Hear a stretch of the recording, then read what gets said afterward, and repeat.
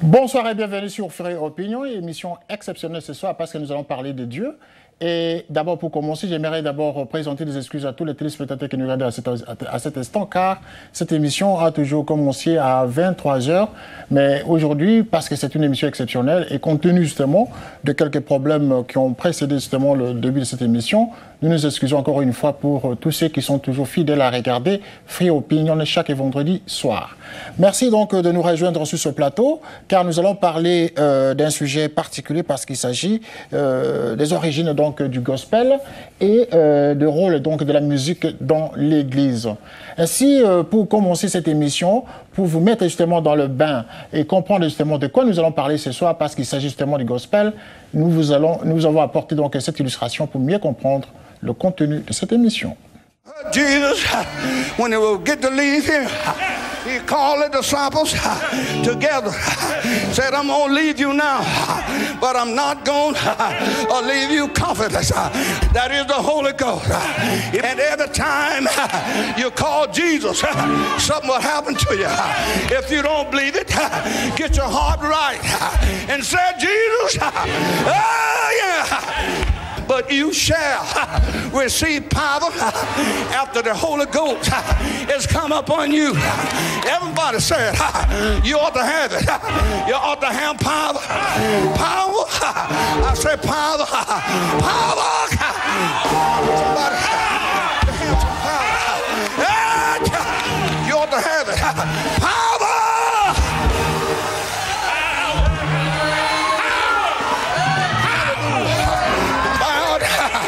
Do you have it? Do you have it? I want to know if you have it. I want you to raise. Let me see who you is. If you have it, like the Bible says, you can't be still. You have to move. When they got it, they were moving around. Somebody said these men is drunk off a new wine.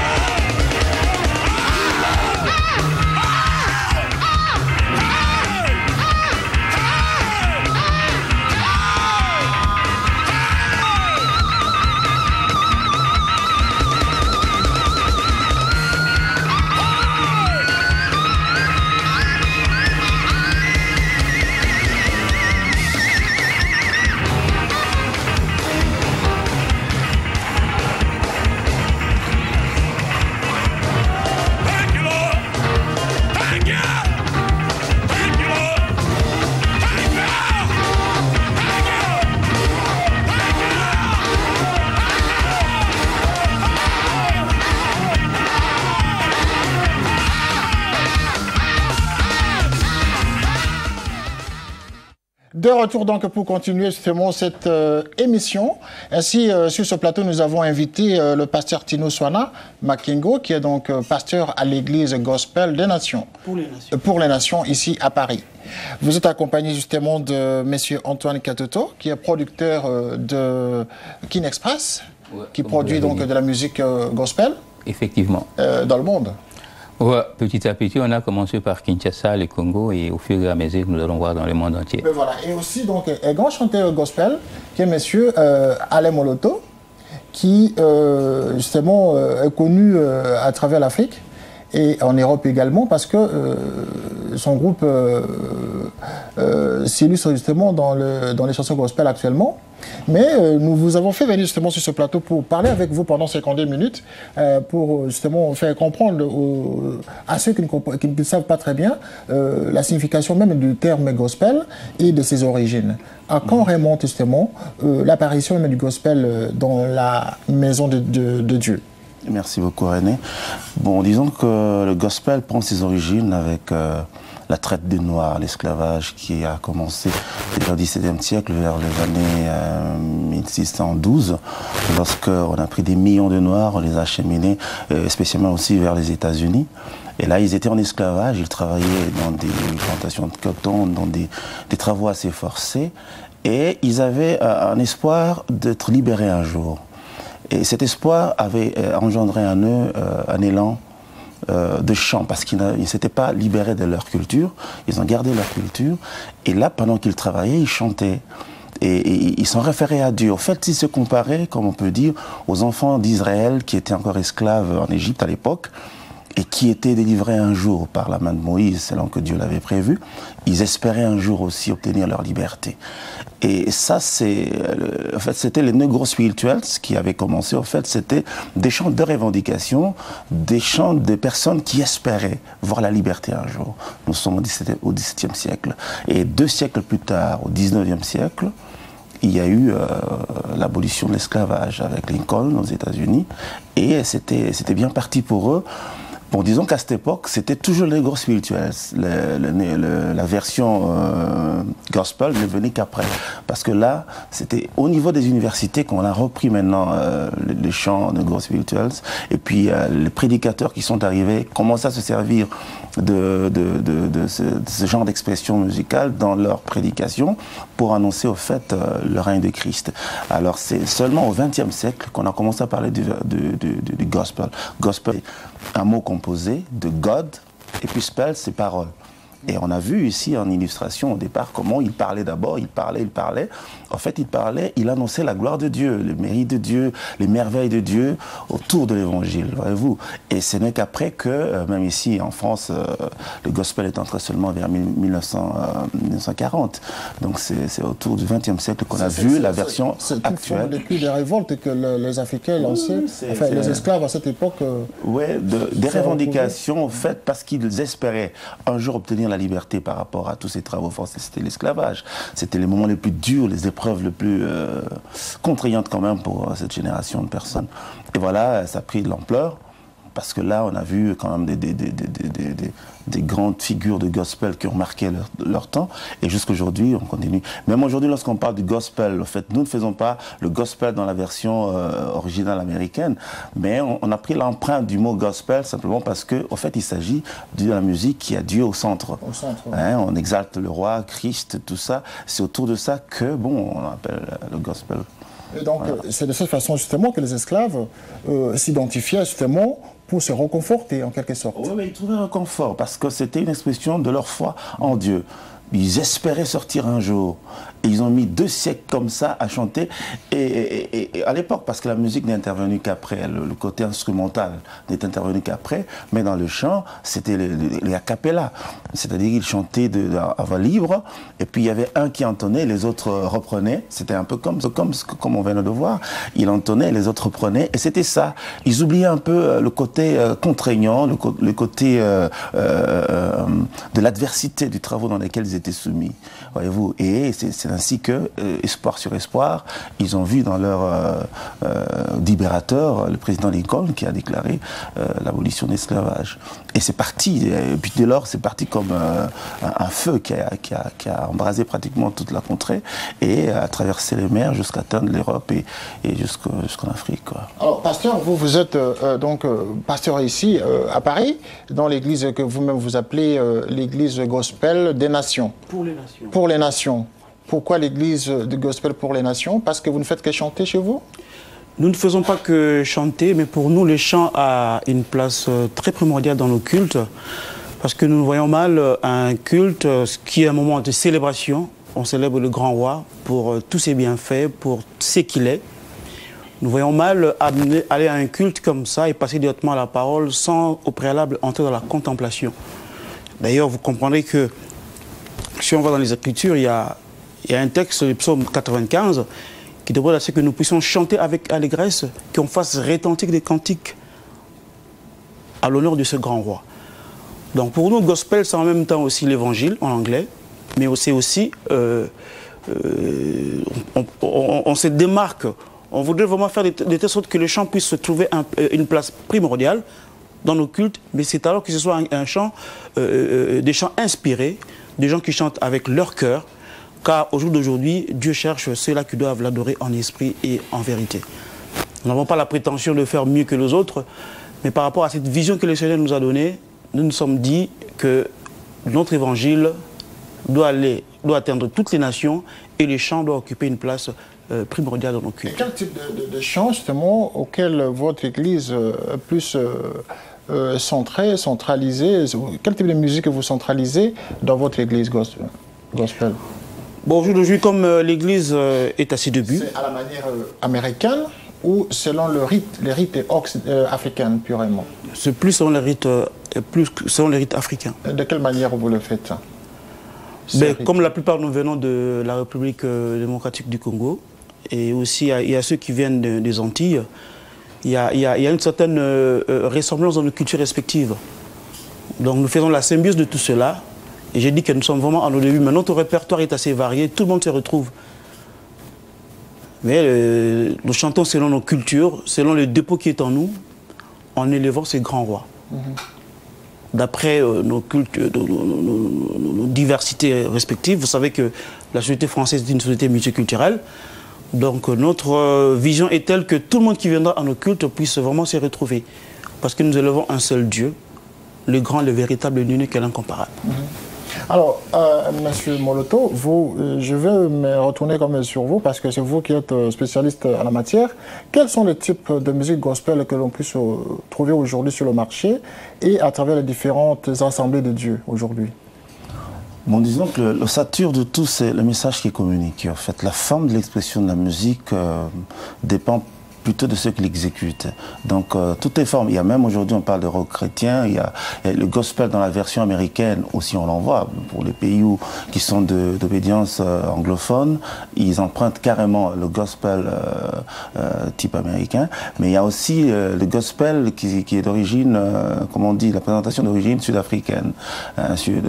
Sud-africaine, où on voit aussi l'expression apparentée. Mais chez nous, il y a cette mixture de culture où nous pensons qu'il faut quand même aussi un peu d'emprunt sur le côté occidental. C'est pourquoi il y a un peu de forme de variété française dans l'expression de nos cantiques, qui fait que, en fait, le tout, c'est sous l'ossature même du message. Mais lorsque l'on voit la musique gospel aujourd'hui, il n'y a aucune différence avec la musique que vous appelez mondaine. La musique, bah, la musique, vous chantez de la même manière, vous dansez de la même manière, avec le même son rythmique, avec toutes les cadences. Vous dansez presque la même musique que les autres artistes mondains, comme vous les appelez. Je peux dire que la musique, elle est une. Il n'y a pas un do païen ou un do chrétien ou un fa chrétien. Elle doit avoir une spécificité. Mais justement, la spécificité, c'est dans la partie lyrique. Parce que la musique, c'est pas seulement la guitare, mais c'est aussi les paroles. En fait, ce qui nous différencie, c'est au niveau du message qui est communiqué. Quelqu'un peut chanter, pas parce qu'il poursuit un but, il a un thème qu'il développe. Il y en a qui chantent Dieu comme un thème général. Mais il y en a qui chantent Dieu parce qu'il exalte sa grandeur. En fait, la différence commence à entrer au travers du message que nous communiquons. La danse, on ne peut pas danser sous un rythme qui ne fait pas danser. Or, notre Dieu, c'est un Dieu des fêtes, c'est un Dieu de célébration, c'est un Dieu qui nous recommande de danser. Je dis qu'il commande de danser. Entrer avec des danses, avec des chants d'allégresse. Vous ne pouvez pas exprimer un chant d'allégresse avec un rythme qui ne donne pas l'allégresse. Vous ne pouvez pas danser avec un rythme qui ne fait pas danser. En fait, la musique, elle est une. Moi, je pense qu'au départ, dès les origines, lorsque les premiers messagers de la musique ont commencé à exister, ils ont chanté pour la gloire de Dieu. Avant que nous voyions ce que nous voyons aujourd'hui, la musique a existé pour la gloire de Dieu. Avant même que les hommes ne puissent emprunter la musique, je crois que lorsque Dieu a procédé à la création, la Bible dit qu'il y a des chants qui accompagnaient, des chants d'allégresse qui accompagnaient l'action que Dieu faisait en créant. Donc c'est pour dire que c'est fondamentalement quelque chose qui appartient à Dieu. L'emprunt, ce n'est pas Dieu qui a emprunté aux hommes, ce sont les hommes qui ont emprunté à ce qui appartient à Dieu. En la transformant à leur façon. Ce que nous faisons, nous restons original par rapport à notre Dieu. Mais lorsque nous comparons la musique religieuse, la musique, les chants, les cantiques, comme on les appelle dans l'église catholique, je crois. Et donc, là, quand vous entrez dans une église catholique, en tout cas, vous sentez quand même la présence du Saint-Esprit, leur manière de chanter, leur manière d'adorer, d'invoquer Jésus-Christ et la Vierge Marie. Vous vous sentez vraiment proche de Dieu. Mais lorsque nous allons ailleurs, vous avez l'impression d'aller dans un concert de Koffi Olomide. Je comprends très bien votre préoccupation, ouais. Je vous le concède. Pour vous, le Saint-Esprit, c'est là où les gens ont l'air des anges qui sont descendus pour apporter la bénédiction, tout ça. Mais lorsque vous ouvrez la Bible, avant que l'Église catholique n'existe, ou avant que toutes ces célébrations qui ont la forme pieuse ne puissent exister, vous avez vu comment le roi David a dansé. Le pionnier de la louange, le pionnier de l'adoration, comment il a dansé, il complètement déshabillé, il restait avec les vêtements intimes. Il dansait à la manière d'un roi, mais pas comme on peut le voir aujourd'hui. Même aujourd'hui, même aujourd'hui chez nous, mais l'Ancien Testament, il n'y a pas de Nouveau Testament sans l'Ancien Testament. Le Nouveau Testament, non, il n'a pas dit ça, il n'est pas venu abolir, il est venu accomplir. Donc il n'est pas venu abolir. En fait, je ne pense pas que nous sommes en déroute. C'est nous qui sommes originaux, nous qui faisons la musique qui glorifie Dieu. Nous sommes vraiment originaux en termes de musique. Et les autres, ils le font pour leur plaisir, tout à fait normal. Moi, je ne dis pas qu'ils... Non, ils le font pour leur plaisir, pour le plaisir du monde, pour le besoin de l'humanité, tout à fait normal. Mais c'est à nous que revient cette affaire, à ceux qui célèbrent le roi, aux amis de Christ, à ceux qui exaltent Dieu dans leur... C'est ça, c'est l'originalité de la musique. Voyez-vous? Donc il ne faut pas dire que nous faisons comme eux, c'est eux qui font comme nous. Lorsque vous allez dans un concert ici à Paris, et le dimanche matin vous allez dans une église, monsieur, on ne sent pas la différence, pasteur. Non, mais oui, vous allez poser la question au pasteur. Oui, mais vous deux, vous pouvez répondre. Moi, j'aimerais dire que le culte, ce n'est pas un cimetière, hein, René. Le culte, c'est un endroit de joie, en fait. Vous doit quand même trouver une forme de musique quand même proche de l'invocation que je fais à Dieu. Oui, il y a musique et musique, il y a adoration, il y a célébration, il y a lamentation, il y a louange, il y a action de grâce, il y a tout ça dedans. Vous savez, lorsque vous voulez remercier le Seigneur pour tout ce qu'il a fait pour vous, écoutez, faites-le bien. Chantez, dansez, louez sa grandeur. Lorsque vous voulez contempler sa magnificence, par rapport à ce qu'il est, selon que votre esprit l'a ressenti, il y a une autre forme de musique qui doit accompagner cet instant. Lorsque vous voulez vous lamenter parce qu'il y a eu ça, il y a eu ça, il y a eu ça, il y a une autre musique. Lorsque vous voulez communiquer un message de salut à quelqu'un, il y a une autre façon de le faire. Je crois que c'est un tout cohérent qui regorge tout.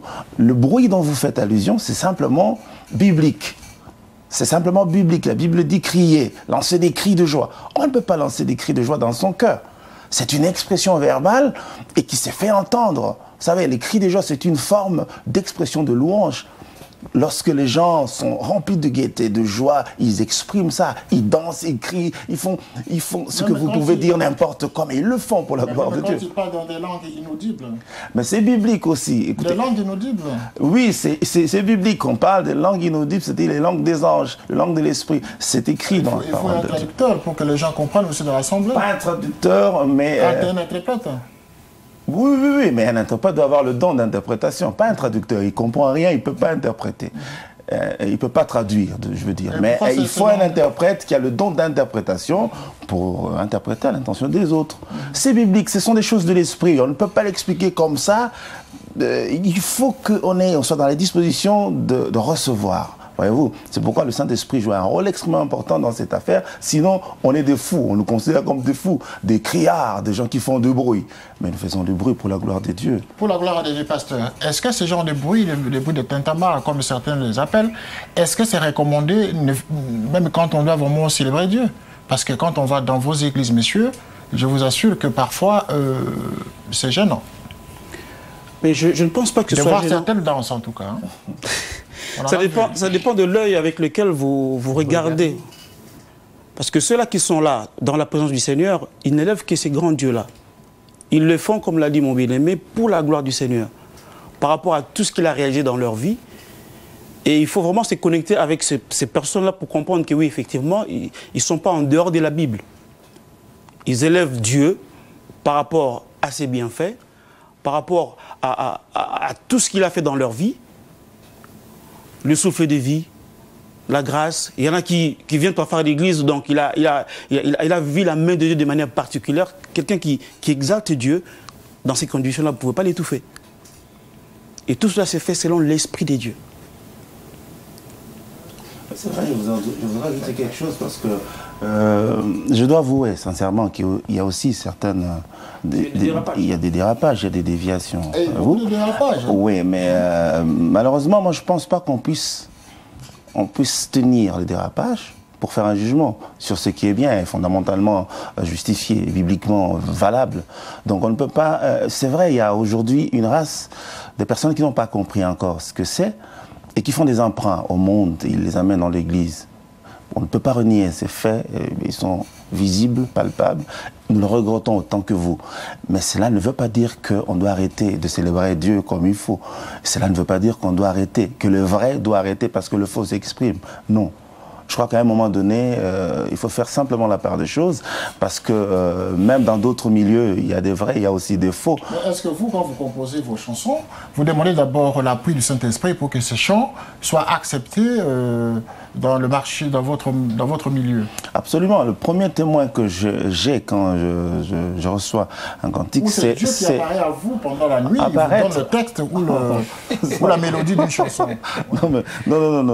Non. Pas qu'il apparaît, non. Enfin, en vision, parce que chez vous, il n'y a que la vision qui compte. Hein. En vision, il vient vous... Même pas ça. Non. Il y a une autre façon d'être réceptif à l'inspiration du Saint-Esprit. Le Seigneur peut apparaître comme il veut, il est souverain, mais généralement, c'est par le Saint-Esprit que nous avons la communication de l'inspiration. Et là, je peux dire que le premier témoin lors de la réception, c'est nous-mêmes. Parce que nous avons l'Esprit de Dieu en nous. Il y a des moments où votre cœur peut vous souffler. Il y a des moments où c'est l'Esprit de Dieu qui vous souffle. Vous soufflez quoi? La mélodie? Et la mélodie, non, tout. Et la mélodie, et les paroles, et le thème, et la pensée, et l'idée. C'est pour votre cas, hein? Non, mais disons que l'inspiration, d'une façon ou d'une autre, s'exprime d'une certaine façon. Soit, ça on appelle révélation, où elle vous donne exactement les mots qu'il faut, et la mélodie qu'il faut. Vous avez tout le cantique établi. C'est-à-dire, vous n'avez qu'à l'interpréter. Ça, c'est la révélation. Mais il y a l'inspiration, où le Saint-Esprit vous donne une idée. C'est ce que vous devez faire. Et quand vous avez une idée, ne vous arrêtez pas à l'idée. Il faut maintenant vous approcher du trône pour dire, Seigneur, comment je vais l'exprimer? Et en ce moment-là, il vous donnera encore, c'est progressif, Et puis, il vous révèle encore le rythme, la mélodie, la façon dont vous devez accompagner la chose. Et finalement, au bout de tout, vous avez un tout cohérent. Ça dépend d'une personne à l'autre, ça dépend aussi de l'action de l'esprit. Et comment alors, pasteur, je vais revenir à vous avant de venir au producteur, parce que, monsieur, il y a une question qui va vous revenir. J'aimerais savoir pourquoi alors vous traitez les autres de pratiquer de la musique mondaine, alors que vous avez dit tout à l'heure que c'est de la musique qu'il faut chanter pour la gloire de Dieu. Pourquoi alors vous traitez ceux qui font une autre musique, les musiques mondaines, alors que vous faites la même chose? Mais traiter, c'est trop dire. Non, mais c'est ça, c'est courant, hein. Vous entendez ça tous les jours. Mais la musique mondaine. Oui, bon, cette musique est dite peut-être abusivement mondaine, simplement parce que ce n'est pas Dieu qui est au centre. Comment ça? Ils chantent pour l'amour, pour l'argent. Tous les chanteurs aujourd'hui doivent laisser cette musique-là et glorifier seulement Dieu. Non, je n'ai pas dit ça, parce que les talents qu'ils ont, c'est Dieu qui leur a accordé. Est-ce que mon musique mondaine est une insulte? C'est pas une insulte. C'est une exclusion. C'est pour ça la Du différence seulement. Ah, fait la différence. Justement, ouais. C'est pour faire une démarcation, parce que la musique qui est chantée à l'église, c'est que pour la gloire des dieux. Pourquoi c'est différent? Est-ce que vous pouvez soulever l'aspect de différence? Bon, la différence, elle est fondamentale, déjà par le texte même. Si je prends d'un côté les textes écrits par un artiste qui fait de la musique dite mondaine, et je mets à côté les textes écrits par quelqu'un qui fait la musique dite chrétienne, on sent que la différence est fondamentale. Voilà, on sent la différence est fondamentale. Vous avez un producteur qui est là, monsieur Antoine Katoto. Je reviens à vous, messieurs. Lorsque vous attendez monsieur Alain Moloto, qui est chanteur, qui se consacre justement à faire de la musique chrétienne, ouais. Et vous apparaissez pour produire de la musique chrétienne. Pourquoi faire? Ouais, la première des choses... Pour gagner de l'argent? Parce qu'il y a bon marché chez les chrétiens? Pas nécessairement. Mais c'est quoi? La première des choses est que, comme on l'a dit au départ, c'est une musique d'évangélisation. Une musique qui console les âmes, une musique qui amène les gens à la présence de Dieu. Et je vais revenir sur ce que vous avez posé comme question tout à l'heure, autour de la différence. Aujourd'hui, je me rappelle, une fois on était sur un plateau de télévision à Kinshasa, où Papa Taboulé, si vous permettez que je cite ton nom, disait, écoute, appelez-nous que nous faisons la musique de divertissement. Il n'y a pas de différence. Ça peut être une musique de divertissement ou pas, mais la différence est que la musique Alain Moloto fait, la musique que nous appelons aujourd'hui la musique chrétienne, est une musique dont tout est centré autour de Jésus-Christ. Par contre, la musique de l'autre côté, qu'on appelle la musique mondaine, la musique de divertissement, c'est la musique qui honore, qui glorifie la créature au lieu de glorifier le Créateur. Oui. Et donc, vous produisez cette musique pour gagner de l'argent ou c'est pour aider le chrétien à se retrouver devant cet outil de communication et d'adoration. Heureusement que vous l'avez dit, c'est notre façon de contribuer à l'œuvre de Dieu au travers de l'évangile par la chanson. Et qu'est-ce que vous gagnez en retour en le faisant? D'abord, quand nous gagnons, nous avons des bénédictions de Dieu. D'un côté, tous ceux qui perçoivent ou tous ceux qui écoutent cette musique, d'une façon ou d'une autre, nous avons le privilège de les amener en Christ. Pourquoi? Parce que nous avons quand même mis nos moyens, ce que Dieu nous a donné, afin que cette musique leur parvienne. Donc le but principal ici, c'est de convertir les gens vers Dieu. Vous l'avez dit. C'est-à-dire transformer l'humanité à croire, à aller à une pensée unique. Effectivement, tous, pas n'importe quel Dieu. Tous, enfin, le vôtre. Notre Dieu, qui est Jésus-Christ. Il n'y a pas de Dieu. Mais le vôtre, celui que vous croyez, pour vous. Oui, nous croyons à un Dieu. Oui, vous. À un Dieu unique et vrai. Oui. Le vôtre. À un Dieu unique et vrai, qui est aussi le vôtre. Ah tout dépend, hein, tout dépend de la croyance de chacun. Mais c'est Moloto ici, c'est moi qui pose des questions. Mais simplement, j'aimerais savoir quel est le thème central justement que vous développez souvent dans vos chansons. Non, mais le thème central, c'est Jésus-Christ, comme on a dit. Jésus-Christ parce qu'il est l'ossature de tout, il est le socle de l'existence. C'est Jésus-Christ qui est la ritournelle de la vie des hommes sur la terre. C'est Jésus-Christ. Au début, à la fin, c'est lui l'alpha, l'oméga. En fait, le but de notre existence sur la terre, c'est lui qui nous a révélé Dieu au travers de lui-même. Voyez-vous, c'est Dieu parmi les hommes. Est-ce que Jésus-Christ, en venant sur la terre et en mourant sur la croix, vous a demandé justement de chanter pour lui tous les jours comme ça? Même pas seulement tous les jours. Vous parlez... À ne jamais pratiquer une autre musique. Même pas seulement tous les jours, parce que là, vous limitez les choses dans le temps, mais je dirais éternellement. Nous le ferons et nous ne le ferons que ça. C'est-à-dire que ça engage la personne qui le fait. Moi, je crois que chacun reçoit l'appel selon que Dieu veut le conduire vers un but. Et le but, pour nous sur la terre, c'est que le monde entier sache que Jésus-Christ est Seigneur. Tant que nous pouvons proclamer sa gloire à l'humanité et que les hommes peuvent nous entendre, ils doivent savoir que Jésus-Christ est Seigneur. D'accord. Jésus-Christ est Seigneur justement pour les chrétiens et pour ceux qui croient en lui. Mais avant de revenir justement à la deuxième partie de cette émission, j'aimerais que l'on voit cet élément pour pouvoir comprendre justement quel est le thème principal justement de cette musique d'aujourd'hui. Merci. Acclamer le roi. On peut lancer des cris de joie à l'honneur de notre Dieu parce qu'il est digne de gloire. Alléluia.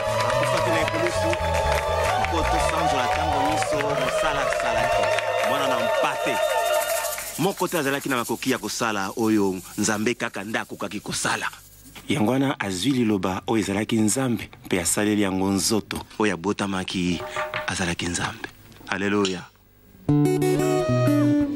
Ebela bipa ezali yo motema no etonisama na esengo parce que nous célébrons le ressuscité.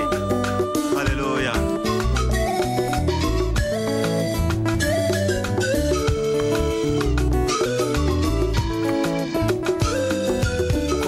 Makambo nyonso nekulusu mpona ntina na ngai o Yesu yaya okokisa makambo nyonso nekulusu mpona ntina na ngai o Yesu Nzambe monene alati poswa bomoto mpona ntina na ngai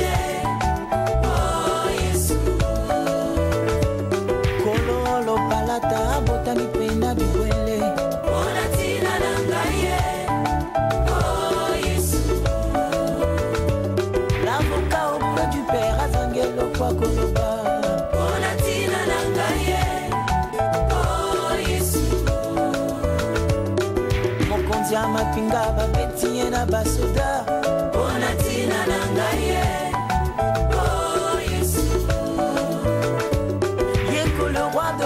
balatisi ekoti enzube mpona ntina na ngai o Yesu Yesu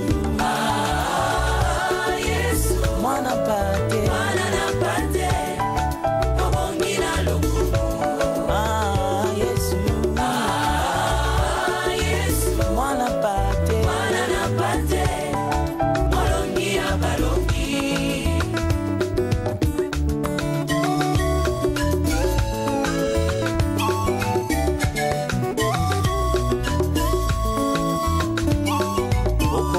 Makambo nyonso nekulusu mpona ntina na ngai o Yesu ondima liwa ya somo nekulusu mpona ntina na ngai o Yesu mokeli na nyonso akomi mosali ya mabaya mpona ntina na ngai o Yesu Nzambe na nkembo basambisi ye nekelamu mpona ntina na ngai o Yesu kino aganga nekulusu tout est accompli mpona ntina na ngai o Yesu Eli lama sabachthani Yesu alelingo mpona ntina na ngai o Yesu Yesu mwana pate obongi na lokumu Yesu Yesu mwana pate molongi ya balongi yango na emi mwana pate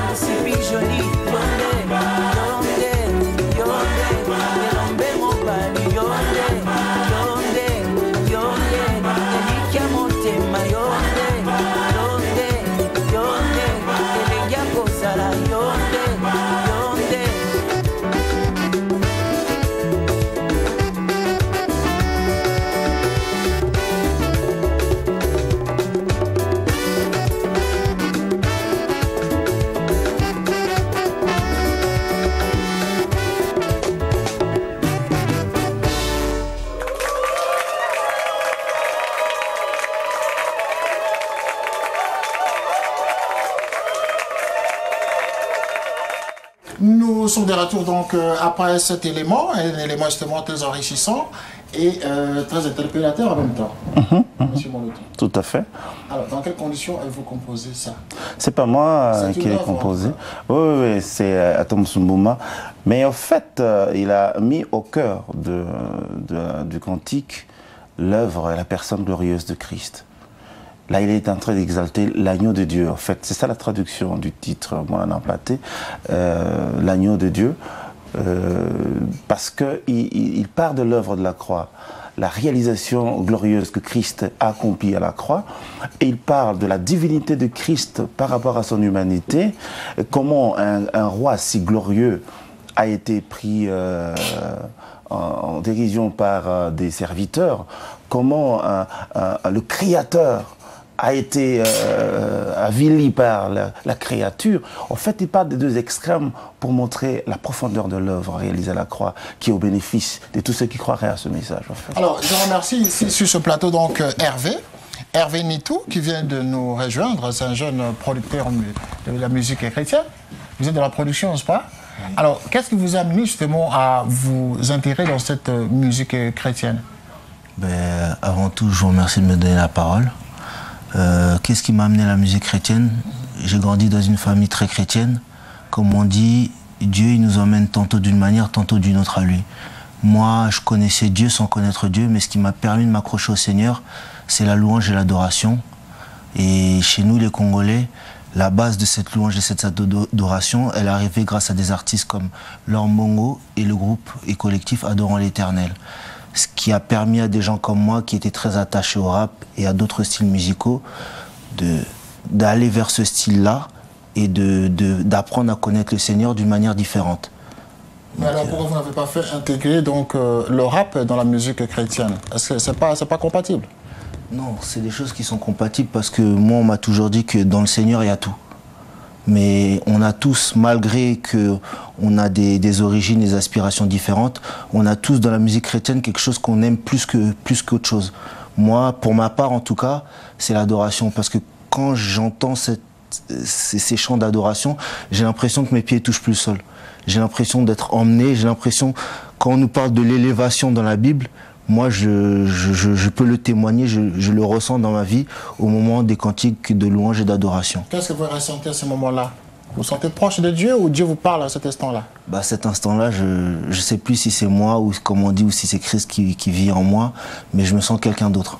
Et c'est pas parce que vous aimez la musique que vous avez ce genre de sensations? Ça n'a rien à voir avec la spiritualité, quelque part. Hein? Non, mais c'est quelque chose à part. C'est vraiment quelque chose à part parce que vraiment, même quand on se retrouve à l'église, pour pouvoir bien recevoir la parole de Dieu, souvent, un bon cantique d'adoration nous permet de vraiment nous laver, nous ressourcer et de pouvoir mieux recevoir le message. Pasteur Tino, quelle est votre réaction lorsque vous entendez le jeune vous dire que lorsqu'il écoute cette musique, il sent des sensations qui l'amènent vers Dieu? Est-ce vrai ça? Oui, c'est vrai, je l'avais même dit au début de l'émission ici, que j'imaginais mal un culte qui commence sans qu'il y ait un moment de célébration intense qui amène le peuple de Dieu, qui prépare le cœur de toute l'assistance à bien recevoir la parole. Donc, conduit par le même esprit, donc notre jeune frère vient de confirmer ce que nous avons dit tantôt. Donc, l'adoration joue un rôle très capital et même primordial dans le culte, et surtout dans le cœur de ceux-là qui se disposent, qui répandent leur cœur devant le trône de la grâce. Alors, maintenant, nous acheminons justement vers la dernière partie de cette émission, mais j'aimerais justement aborder la question des concerts que vous organisez, hein, monsieur... comment je dois vous appeler? Frère Moloto, monsieur Moloto? L'adorateur Moloto. C'est ça. Mais, non, ma question, c'est de savoir pourquoi, lorsque vous organisez vos concerts, monsieur, vous faites payer les gens à venir écouter la parole de Dieu à travers les chansons?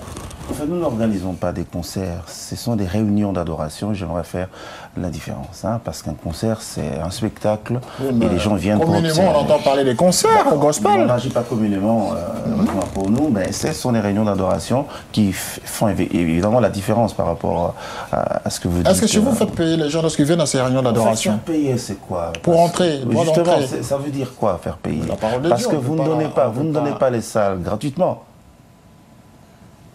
On ne paye pas, on ne donne pas gratuitement les salles. toute l'organisation autour d'une seule célébration, ça coûte des milliers, des milliers. Alors, Dieu doit pouvoir à ces besoins que vous éprouvez. Il faut qu'il vienne à votre secours pour transmettre. C'est-à-dire que la manne doit tomber. La manne doit tomber du ciel pour qu'on ramasse. À travers le Saint-Esprit que vous invoquez. Non, Hervé, je pense que vous êtes dans un milieu de buse. Vous savez ce que ça veut dire organiser une grande célébration. Ça coûte des millions et des millions et des millions. Vous parliez tout à l'heure de l'autre musique, tout ça, vous disiez que c'était la même chose, mais allez voir ce qui se passe là-bas. En fait, on ne vend pas l'exaltation, on ne vend pas le message. Non, on permet aux gens d'entrer simplement parce que, de toute façon, on ne peut pas amener toute la ville dans une petite salle qui contient 3000 personnes. Les autres, c'est-à-dire ceux qui font la musique mondaine, ils sont clairs. Chez eux, ils font du commerce. Mais écoutez, pour leur vie. Par contre, chez vous, il y a une certaine hypocrisie où vous dites nous chantons pour la gloire de Dieu, mais en coulisses, c'est de l'argent que vous faites aussi. Parce que vous avez déjà un producteur ici qui cherche de l'argent. L'argent, ce sont les retombées. On ne va pas cracher sur l'argent lorsqu'il se présente. Mais fondamentalement, notre motivation... Donnez gratuitement, vous recevez gratuitement. Notre motivation fondamentale, René, c'est pas chercher l'argent. Sinon, on serait des grands hommes d'affaires. On n'a pas étudié pour rien, on a étudié pour faire l'argent. Mais puis le Seigneur dispose autrement. Nous disons, ok, que gloire te soit rendue, on fera ce que tu voudras qu'on fasse, en fait. Je ne pense pas que chercher l'argent, non, mais quand des producteurs viennent, les distributeurs, toute la chaîne musicale, de l'industrie musicale se met en scène pour accompagner une œuvre, c'est que ce sont des choses qui coûtent. Moi, je ne peux pas, au-delà des inspirations que je reçois, de tout ce que je mets pour que le message passe et que j'apporte quelque chose aussi dans le corps du Christ, commencer à faire des choses qui me dépassent, je ne saurais pas, on arrêterait. Et s'il n'y a pas de producteurs, s'il n'y a pas ces diffuseurs, s'il n'y a pas de tourneurs, vous ne recevrez pas. Voyez-vous, vous ne recevrez pas ce message. Je ne peux pas vous dire combien d'âmes ont été sauvées. Ce n'est pas parce qu'on a vendu, c'est parce qu'il a reçu la vie qui contenait ce message pour le patient. Voilà. Il faut faire la part des choses. Et en même temps, vous avez écrit un livre qui s'appelle La louange et l'adoration, un livre justement que je recommande aux enfants de Dieu, aux chrétiens, ceux qui croient en Jésus-Christ comme Dieu, de le lire parce qu'il reflète justement ici beaucoup de messages, notamment lorsque vous parlez de la thématique de l'adoration. Quel est le message justement que vous voulez faire ressortir justement en écrivant ce livre, M. Moloto? La thématique, au fait, provient dans le sous-titrage que nous avons mis. La louange et l'adoration, notre culte et notre vie. Lorsque vous tournez la couverture à l'arrière, vous lirez par-dessus les mots, au-delà de nos chants, une vie attend d'être vécue. En fait, cela veut dire que l'adoration ne consiste pas seulement à crier vers Dieu, à lui dire des mots d'amour, à lui faire un poème, à lui faire des déclarations. L'adoration, c'est au-delà des mots, une vie. Il faudra que nous puissions associer nos déclarations vers Dieu à notre façon d'être, de vivre. C'est le côté vie que nous voulons exprimer ici. Parce qu'ici, nous parlons du culte. Au-delà du culte, il y a quelque chose d'autre. C'est pourquoi le Seigneur dit en esprit, en vérité. Mon Père cherche les vrais adorateurs qui adoreront en esprit, mais aussi en vérité. Il ne suffit pas de dire, Seigneur, tu es grand, mais lorsqu'on fait ce qu'on veut, qu'on ne plaît pas au Seigneur. En fait, on est disciple que lorsqu'on fait plaisir à son maître. C'est la raison pour laquelle je pense que nous avons un enseignement à donner, nous avons une parole à communiquer au peuple de Dieu pour dire il ne suffit pas que nous soyons des adorateurs, mais il faut qu'on soit des vrais adorateurs. Alors, M. Antoine Katoto, vous êtes donc un producteur bénévole, et si je comprends bien, vous sortez votre argent justement pour produire de la musique chrétienne à ne rien attendre en retour, si je comprends bien. Non. Et quelle est alors la source de vos d'où vient donc l'argent que vous utilisez justement pour produire comme ça tous les jours de la musique chrétienne que vous n'apporte aucun bénéfice? Je n'ai pas dit que ça n'est-ce pas une hypocrisie quelque part, monsieur? Non. Il faut comprendre les choses clairement, comme le venait de dire le frère Alain Moloto. Ça demande quand même, il y a toute une chaîne musicale où il y a plusieurs personnes qui interviennent.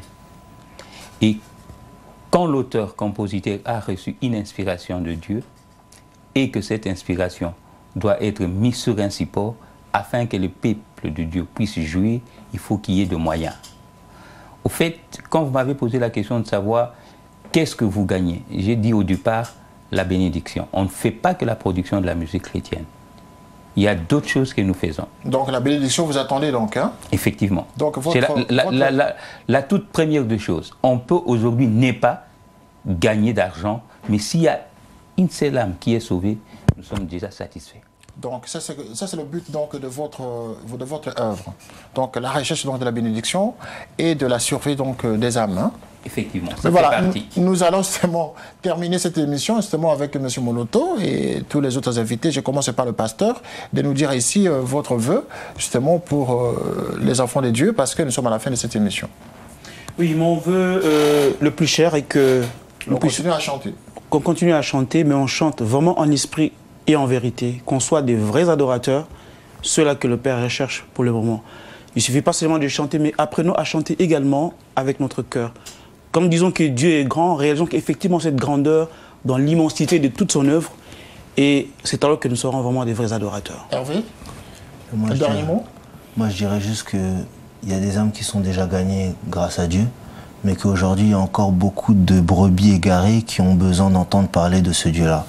Donc vraiment, j'aimerais qu'avec le temps, que ces gens-là viennent à nous et qui nous accompagnent dans ce chemin, dans ce combat qu'on mène chaque jour pour la gloire du Seigneur. Monsieur Moloto, un dernier mot. Quel est votre vœu, votre souhait justement pour l'œuvre que vous avez mise en place justement pour sauver les âmes de Dieu? Un grand message et une main d'association que je tends à tous. Parce que c'est un message, c'est un ministère qui doit être accompagné. Le Seigneur cherche des hommes et nous voulons être trouvés parmi ceux qu'il cherche. Mais je voudrais que l'amour nous accompagne dans tout ce que nous faisons, dans tout ce que nous voulons être. Si l'amour n'est pas là, rien ne se passera et le ciel va se fermer contre nous. C'est la raison pour laquelle je voudrais demander à tous ceux qui me suivent maintenant d'exercer l'amour et d'exercer dans le vrai. Alors, monsieur, pour terminer avec vous, monsieur le producteur, qui jetait de l'argent par la fenêtre en espérant ne pas gagner, parce que vous êtes justement l'homme qu'il faut justement pour aider les producteurs qui sont dans le besoin, si je comprends bien. Mais les producteurs chrétiens.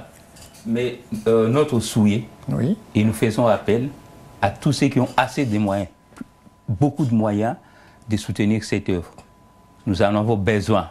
Pourquoi? Parce qu'il y a, comme l'a dit les autres, il y a des âmes qui en ont besoin de par le monde. Donc cette musique, elle est aussi importante parce que notre vie en dépend. Merci beaucoup. La musique, elle est importante. La musique chrétienne, elle est plus importante justement parce que notre vie en dépend. Ainsi, vous avez dit, pour conclure cette émission. Merci d'avoir suivi Free Opinion ce soir et à très bientôt pour un autre numéro.